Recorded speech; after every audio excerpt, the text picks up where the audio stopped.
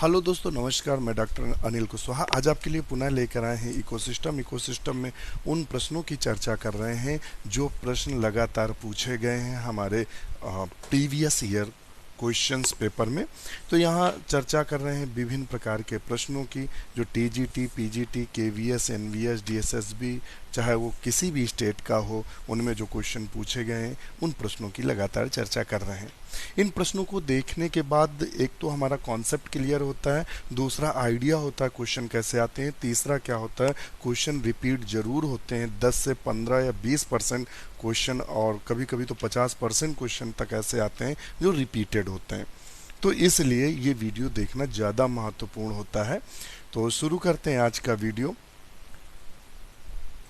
तो क्वेश्चन जैसा कि हम देख रहे हैं, relationship in an ecosystem can be depicted through. एक पारिस्थितिकी तंत्र में संबंधों को प्रदर्शित किया जा सकता है। तो किसके द्वारा संबंधों को प्रदर्शित किया जा सकता है? तो उसने दिया है ऊर्जा के पिरामिड द्वारा, बायोमास के पिरामिड द्वारा, संख्याओं के पिरामिड द्वारा, उपरोक्त सभी। तो आंसर सभी आएगा, सबके द्वारा हम प्रदर्शित कर सकते हैं जितने भी यहाँ ऑप्शन दिए हैं। और जो पिरामिड का जो संकल्पना दी थी वो चार्ल्स एल्टन ने दी थी। ये भी ध्यान रखना, कभी हो सकता है पूछ दे आपसे कि पिरामिड की जो अवधारणा दी थी वो किसने दी थी। तो किसने दी थी? चार्ल्स एल्टन नाम के साइंटिस्ट ने इस अवधारणा को दिया था, ध्यान रखिएगा। और ये होते क्या है? तो the trophic structure and function of an ecosystem can be represented in the triangular pyramid called ecological pyramid. Charles Elton ने इसको 1927 में दिया था, इसलिए इन्हें एल्टेनियन पिरामिड भी बोलते हैं। भी ध्यान रखना, इनको एल्टेनियन पिरामिड के भी नाम से जानते हैं। और कभी पूछ सकता है पिरामिड के कितने रूप होते हैं या कितने रूपों में बनाया जा सकता है? तो 3 हैं, नंबर्स, बायोमास और एनर्जी। इस पॉइंट्स को भी आप नोट रखना। एक और क्वेश्चन इससे खूब पूछता है कि किसका पिरामिड अपराइट होता है, किसका डाउनवर्ड होता है या इन्वर्टेड होता है। तो ये आपसे खूब पूछता है। तो एक क्वेश्चन जो बार बार पूछा गया है वो है पिरामिड ऑफ एनर्जी। तो पिरामिड ऑफ एनर्जी होता है वो हरदम अपराइट होता है, हरदम सीधा होता है, कभी उल्टा होता ही नहीं है एनर्जी का पिरामिड, ध्यान रखिएगा। इसके अलावा एक क्वेश्चन पूछते हैं कि किसका पिरामिड उल्टा होता है बायोमास में। तो लेक का या पॉन्ड का जो पिरामिड होता है वो हरदम उल्टा होता है, ध्यान रखिएगा। बायोमास की बात कर रहे हैं, बायोमास का पिरामिड। और फॉरेस्ट, अगर बात करें पिरामिड ऑफ नंबर की कि नंबर ऑफ पिरामिड किसका उल्टा होता है, तो अगर नंबर पिरामिड्स की बात करें तो वो फॉरेस्ट का जो पिरामिड होता है वो हरदम उल्टा होता है नंबर में। और बायोमास में जो उल्टा होता है वो होता है लेक का या पॉन्ड का। इसके अलावा सब सीधे होते हैं। तो ये हमारे कुछ पॉइंट्स थे जो पिरामिड में आपको फंसा सकते थे। यही बस इतने से ही पिरामिड में क्वेश्चन बनते हैं, इसके अलावा पिरामिड में कोई भी क्वेश्चन नहीं आता है।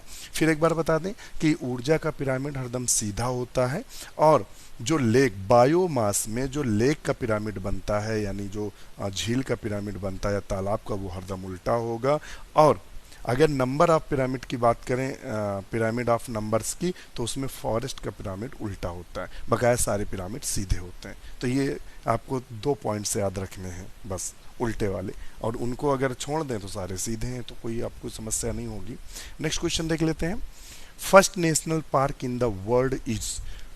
जो फर्स्ट नेशनल पार्क वर्ल्ड का है वो कौन सा है? तो येलोस्टोन नेशनल पार्क यूएसए विश्व का प्रथम राष्ट्रीय उद्यान है जिसका निर्माण 1 मार्च 1872 को किया गया था। तो ये भी ध्यान रखना, ये पीजीटी बायोलॉजी 2013 में जो अभी एग्जाम हुआ है 2013 में, उसमें पूछा गया है।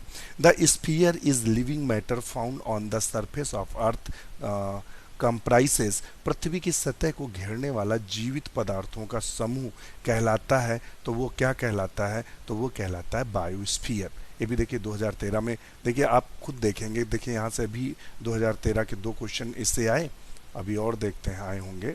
क्रोकोडाइल प्रोजेक्ट किस राज्य में है? तो क्रोकोडाइल 4 राज्य दिए हुए हैं, उत्तर प्रदेश, बंगाल, मध्य प्रदेश और आसाम। तो क्रोकोडाइल जो प्रोजेक्ट है वो किस राज्य में है? क्रोकोडाइल प्रोजेक्ट पश्चिम बंगाल में 1975 में स्थित किया गया था या चलाया गया था। कब? 1975 में। आपसे टाइगर रिजर्व के बारे में भी जान सकते हैं। तो हम आपको बता दें Panthera Tigris is the national animal of the India. The project tiger is so named because the tiger is an animal which the symbolizes the biological diversity in the Indian subcontinent. Project Tiger was launched on April 1 1973। तो आपसे कभी पूछ सकते हैं इसके बारे में, तो इसको भी आप ध्यान रखिएगा। और एक कभी बायोस्फीयर रिजर्व में पूछ सकते हैं मैब, तो मैन एंड बायोस्फीयर प्रोग्राम है और ये चलाया जाता है बायोस्फीयर रिजर्व के संबंध में। प्रोजेक्ट एलिफेंट आपसे पूछ सकता है कब लॉन्च हुआ, तो 1991-92। It the covers both wild and domestic elephant. अभी पूछ सकते हैं जो प्रोजेक्ट एलिफेंट है उसका मुख्य कार्य क्या था, तो वो कहता था कि जो पालतू हाथी हैं और जो वाइल्ड या जंगली हाथी हैं उनको प्रोटेक्ट करना है, ध्यान रखिएगा। तो ये आप इसको भी ध्यान रखिएगा। नेक्स्ट क्वेश्चन देख लेते हैं। हाँ, एक और क्वेश्चन आपसे पूछ सकता है कि इंडिया का पहला नेशनल पार्क कौन सा है, तो कार्बेट नेशनल पार्क है, ध्यान रखिएगा। Sorry, the foot hills, the Himalaya हिली नेशनल पार्क। तो ये कौन सा है, कार्बेट नेशनल पार्क है उत्तरांचल का। कौन सा है, कार्बेट नेशनल पार्क उत्तरांचल में। और जो ओल्ड किताबें हैं उनमें यूपी दिया होगा, चूंकि 2002 में शायद उत्तरांचल अलग हुआ, देख लीजिएगा ये। तो ये भी क्वेश्चन पूछ देते हैं आपसे। नेक्स्ट क्वेश्चन देख लेते हैं।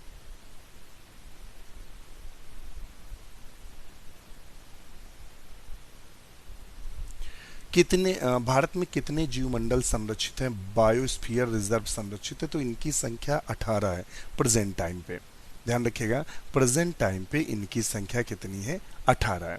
भारत में कुल 18 जीवन मंडल संरक्षित क्षेत्र हैं। जैवमंडलीय क्षेत्र निम्न है: नीलगिरी, नंदा देवी, नोकरेक, ग्रेट निकोबार, मन्नार की खाड़ी, मानस, सुंदरबन, सिमलीपाल, डिब्रूगढ़, देहांग, देवांग, पंचमढ़ी, अगस्ता मलाई और खंगन डेजांग और आचान कमार, अमरकंटक बोलते हैं, कच्छ, शीत मरुस्थल, शेषांचलम और पन्ना। ये 18 संख्या में है, तो ध्यान रखिएगा इनको। According to the national forest policy, how much forest cover should be there in the hilly areas. राष्ट्रीय वन नीति के अनुसार पहाड़ी क्षेत्रों में वनाच्छादित क्षेत्र कितना होना चाहिए, तो वो 67%। राष्ट्रीय वन नीति के अनुसार पहाड़ी क्षेत्रों में वनाच्छादित क्षेत्र 67% होना चाहिए, जबकि मैदान क्षेत्र में वनाच्छादित का भाग 33% होना चाहिए, तो ध्यान रखिएगा। Which of these is called terror of Bengal, तो उसको हम इकॉर्निया को हम टेरर ऑफ बंगाल बोलते हैं, जिसको हम जलकुंभी के नाम से जानते हैं। तो जलकुंभी टेरर ऑफ बंगाल के नाम से जानी जाती है। नेक्स्ट क्वेश्चन है, कौन सा पारिस्थितिक पिरामिड कभी उल्टा नहीं होता है, तो वो कौन सा पिरामिड है जो कभी उल्टा नहीं होता है, तो वो एनर्जी का पिरामिड है।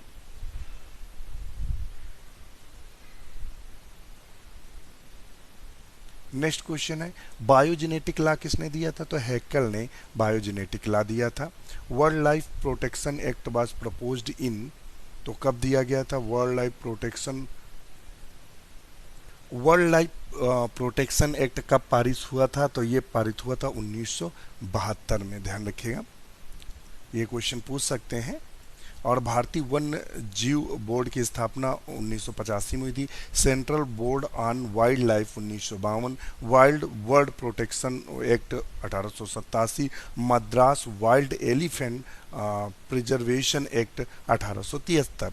विच bird is the state symbol for Uttar Pradesh, तो उत्तर प्रदेश का स्टेट सिंबल कौन सा है, तो हम आपको बता दें सारस क्रेन जो है ये स्टेट सिंबल है, राष्ट्रीय उत्तर प्रदेश का राष्ट्रीय पक्षी है। Edaphic factor are related to, edaphic factor का संबंध है, तो वो आप सब जानते हैं, एडाइफिक फैक्टर का जो संबंध है वो सॉइल से है, मिट्टी से। नेक्स्ट क्वेश्चन है, field capacity is the extent to the which a soil can hold. Field capacity वह क्षमता जो मृदा रख सकती है, तो कौन सा इसमें है, ये ग्रेविटेशनल वाटर है और कैपलरी वाटर है, और ये hygroscopic water, capillary and hygroscopic water, तो ऑप्शन डी सही है। फील्ड कैपेसिटी, कैपिलरी वाटर और हाइग्रोस्कोपिक वाटर की बात कर रहा है, तो इसमें ऑप्शन डी सही है। ए हाईली, ये पीजीटी बायोलॉजी 2010 में पूछा गया, a high density of protected animal in a national park can result in, एक राष्ट्रीय उद्यान में किसी संरक्षित जंतु की अत्यधिक संख्या संभव है, तो कैसे संभव है? High density of protected animal in a national park can be result in, तो वो है interspecific competition. Next question है, a number of natural reserve have been, sorry फिर से देखते हैं, a number of natural reserves have been created to conserve specific wildlife specific identify that correct combination from the following, अनेकों प्राकृतिक reserve बनाए गए ताकि विशेष वन्य जंतुओं की जातियों को संरक्षित किया जा सके, तो उसमें से आपको देखना है, तो काजीरंगा जो है किसके लिए, एक सींग वाले गैंडा के लिए है, कच्छ जंगली गधे के लिए है, गिर शेर के लिए है, मानस जो अभयारण्य है वो तेंदुआ सुनहरे पूंछ वाले लंगूर के लिए। नेक्स्ट क्वेश्चन देख लेते हैं, ठंडे प्रदेश में रहने वाले जंतुओं की पूंछ और कान का किनारा गर्म प्रदेश में रहने वाले जंतुओं की तुलना में छोटा होता यह कहलाता है। तो अब आपको इसके बारे में हम सही जानकारी दे दें, और ये आप अगर आप नोट करके रखेंगे तो आपके लिए हो सकता है ज़्यादा अच्छा रहे। तो कुछ नियम दिए गए थे, 5 rules related with the temperature variation and its effect on morphologically and coloration of animal are, कौन कौन से थे? बर्गमैन्स रूल था। बर्गमैन्स रूल क्या कहता है, देखिए लिख लीजिएगा, बर्गमैन्स जो रूल्स है, birds and mammals attain greater body size in cold reason, birds and mammals attain greater body size in cold reason, cold region में रहने वाले जो चिड़िया है या मनुष्य हैं उनके बॉडी साइज ज़्यादा होता है। एलेंस रूल ने क्या कहा, the tail snout and ears are smaller in colder region, जो कोल्डर रीजन में है वो स्मॉलर होते हैं, कौन कौन से? ईयर्स की बात कर रहा है, फिर से सुनिएगा, the tail snout and ears are smaller in colder region, colder region वाले जंतुओं के कान, नाक और पूंछ छोटी होती है। एक दूसरा है रेनेच रूल्स है, birds in cold region are with narrow wings, ध्यान रखिएगा, जो कोल्ड रीजन वाली बर्ड्स होती हैं उनके जो विंग्स, पंखे होते हैं वो सक्रिय होते हैं, and in warm areas with border wings, और जो गर्म प्रदेशों में होते हैं उनके पंखे बड़े होते हैं।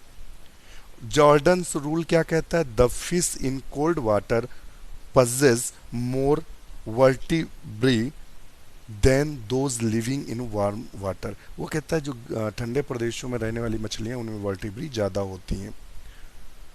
ग्लोगर्स रूल क्या कहता है, ग्लोगर्स जो ये लिखा है, ग्लोजर बोल सकते हैं, ग्लोगर रूल्स क्या कहता है, warm blooded animal of hot and humid areas have melanin pigment in abundance, ध्यान रखिएगा।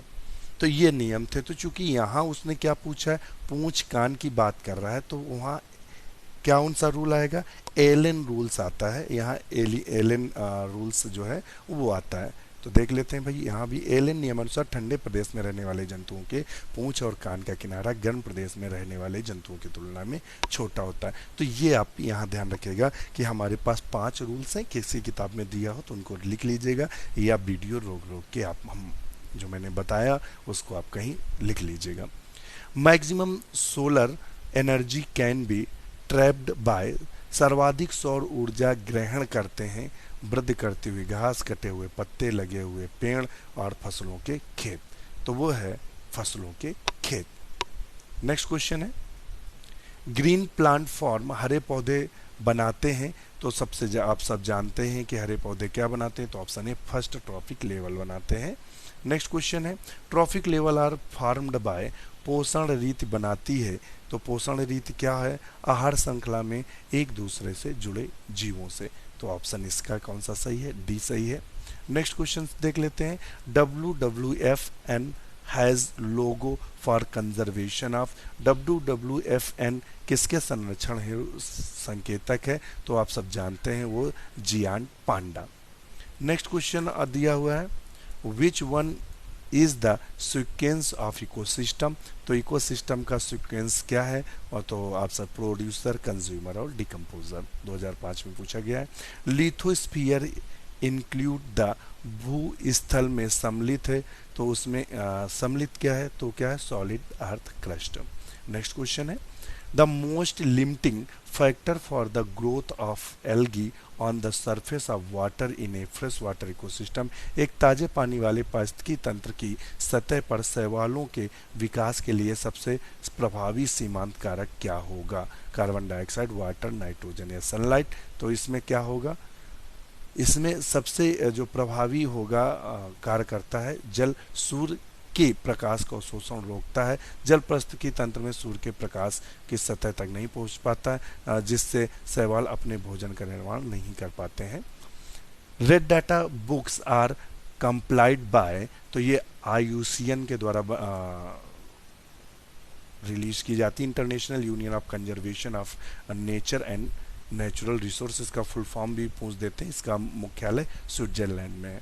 और रेड डाटा वक्त क्या होता है, विलुप्त होने के कगार पर जीवों का डाटा होता है। वन्य जीव अभ्यारण्य के संबंध में निम्न में कौन सा कथन सत्य नहीं है? तो ऑप्शन डी सही है, इनमें जंतुओं तथा अन्य वन्य उत्पादों का उपयोग को बढ़ावा मिलता है। नेक्स्ट क्वेश्चन है, the total energy fixed by a green plant of an ecosystem on whole is called. तो उसे हम क्या बोलते हैं? तो उसको हम बोलते हैं ग्रॉस प्राइमरी प्रोडक्शन। 2003 में पूछा गया क्वेश्चन है। नेक्स्ट क्वेश्चन है, energy flow through food chain is always, खाद्य श्रृंखला से ऊर्जा प्रवाह सदैव होता है। तो आप कैसा होता है, तो हम आपको बता दें कि ये नॉन साइक्लिक होता है। नेक्स्ट देखिएगा, the first national park established conserving wild life in integral part of nature in India. तो वो कौन सा था, अभी हमने आपको बताया था, वो कौन सा था, कार्बेट नेशनल पार्क, जो इस समय उत्तराखंड में है। Kaziranga wild life sanctuary is famous, Kaziranga जो है वो किसके लिए है? तो वो गैंडे के लिए काजीरंगा है, जो असम में है। नेक्स्ट क्वेश्चन है, project musk deer was launched in 1974। तो ये बताइएगा, तो ये बी है, केदारनाथ राष्ट्रीय पार्क। कस्तूरी मृग परियोजना 1974 में केदारनाथ नेशनल पार्क से शुरू किया गया था। कस्तूरी मृग केवल नर मृग में पाई जाती है। औषधि गुण, सुगंध व भारी कीमत के कारण कस्तूरी मृग मारे जाने के कारण विलुप्त होने के कगार पर पहुंच गए। फलता IUCN के सहयोग से 1974 में ये योजना चलाई गई। अभी कितने हैं भाई क्वेश्चन, बहुत हैं अभी। चलो आपको नेक्स्ट वीडियो में इसके नेक्स्ट क्वेश्चन आपको उपलब्ध कराएंगे, जो क्योंकि वीडियो लंबा हो रहा है। आज के लिए इतना ही, नमस्कार। चैनल को लाइक, सब्सक्राइब, दोस्तों के साथ शेयर करना न भूलें।